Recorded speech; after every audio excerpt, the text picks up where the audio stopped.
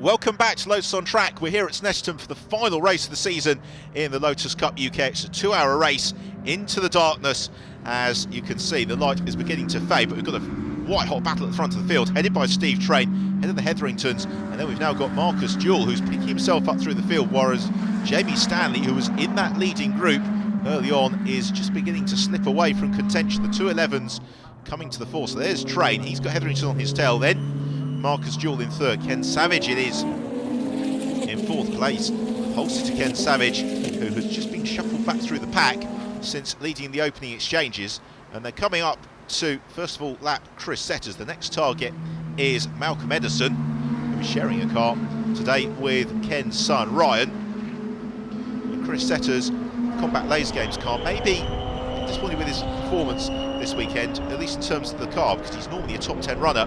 He's Chris, but he's had all sorts of mechanical issues, doing the full 2 hours single-handedly. So they come onto the tail of Malcolm Edison and jink past Edison as well.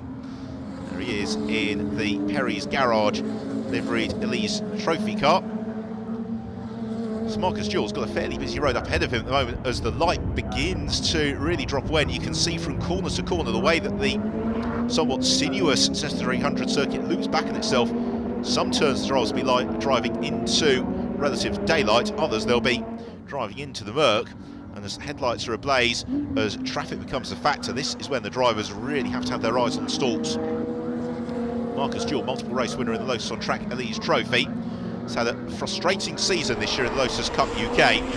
More than his fair share of mechanical issues for Jewell. He's in the podium place this afternoon. As Jamie Stanley then in fifth, not with the leading group anymore, but he really is racing Simon Deacon, because whoever of those gets the best result, provided they all make it through to the flag, then they will be the Super Sport champion for 2013 in the production championship race. By the way, it's Adam Gore who leads the way, Mandy Napier and Andrew Wright. So this is the fight for third position. Marcus Jewell has got Ken Savage coming back at him as they jink through the bomb hole on towards Coram Curve. Pit window not too far away from opening either. It's a very generous and wide pit window, as we've now had a sort out in the production championship races. Andrew Wright into second, John Lemaster in third. Fourth then is Stuart Plotneck, and in fifth place we've got Andy Napier. So Napier, since we last saw him, rather shuffled back through the field, but again with an eye towards the production championship. That's not a concern for Napier, as long as he gets a reasonably decent finish. Then Andrew Wright won't be able to do quite enough to overhaul him, and that certainly is the case the way things currently stand. The Master, though, having to work very hard here to maintain his third position out of Palmer. He's got Stuart Plotneck inexorably closing him down, and the low-lying Elises as well, maybe struggling a little bit for visibility of their rivals, also being seen by some of the faster cars as well when they come upon them. Some of the teams, though, employing very innovative lighting solutions for this weekend, but problems for Phil Capsick and Ben Brooks into the garage. It's a persistent misfire that has brought that car in, and it's been running cleanly since the start of the race. Anxious consultation for the GWS Motorsport team. Jamie Stanley's squad, the timing screen of Stanley having to work very hard, but he's going to lose a place here into Oggies. Rob Fenn jinks to the inside line, and Fenn goes through as down the Bentley straight. What a magnificent sight these cars make in the night, in the dusk, as the front runners now getting emphatically into the traffic at the head of the production championship race. Jason Baker about to go a lap down to Steve Train through the bomb hole. Craig Denman, also part of that group, he is about to be demoted by Hetherington. Then we've got Marcus Jewell, who has just been able to pull clear a little bit of Ken Savage. Problems for Ollie Hancock and Gisela Ketfield. They've had a wretched weekend with mechanical issues. It's Campbell Cassidy closing in on to James Knight out of Murray's onto the centre straight, and Knight elects to jink into the pits. You can see why he's got no rear tail lights on the car. The lighting coming on when he was under braking, but not prior to that, so I suspect that was a black and orange flag. All in that car in the pits. As at the back of the shot there, we see the 13 car of James Knight busy getting some fuel placed into it. Did we see Rob Fenn ground to a halt? We did. So the Go Green Motorsport car grounds to a halt, and they've had gear selection issues since very early in the race.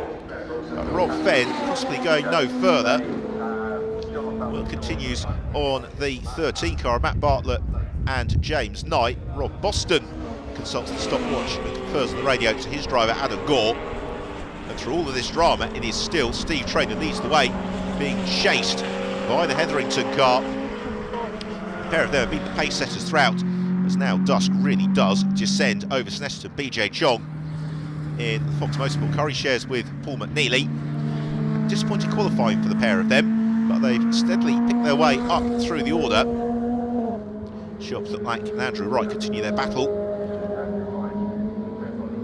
And Wright now looking to reclaim the position over Stuart Plotneck. And this is one of the beauties of the Lotus Cup UK. Wherever you look through the field, there's always a battle going on, and particularly at this stage of the season, all these battles have considerable significance. There is the stricken car, Rob Fenn. I just wonder if we might see the safety car there, because he's right at the edge of the circuit on the way towards Hamilton. As darkness descends, that car will essentially become masked to the drivers. It could possibly be a little bit dangerous. Matthias Raderstock shortly turned over to Martin Donnelly, as yes, the safety car indeed does come out.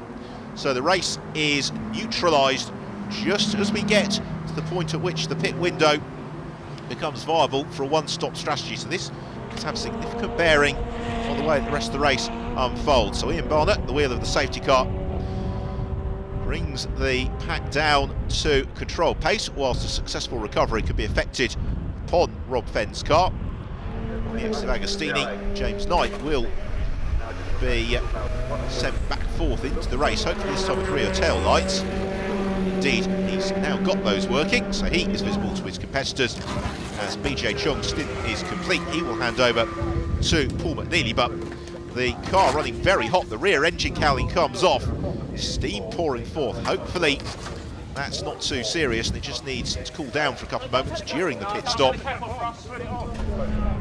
So into the pits is Chris Setters. He makes an early pit stop as the Fox Motorsport car waits ready for Paul McNeely to take it back over. So some cars electing to jink into the pits early on as McNeely rejoins the action. The safety car remains out on track. It's Steve Train who leads the way.